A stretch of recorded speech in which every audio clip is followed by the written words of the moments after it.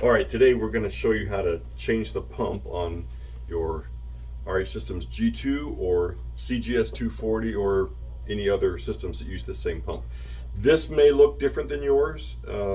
We've taken it out of a machine. It may have different fittings than yours does, but the pump itself is the same. And so today we're going to show you how to change the pump mechanism. So here's a new pump. It's this LMB 1510 7993 pump. It's going to come with a couple of connections on the end here. You'll need to crimp those onto your existing wires.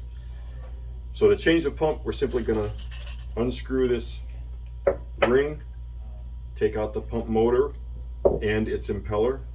The impeller's right there. And we're going to need the O-ring as well.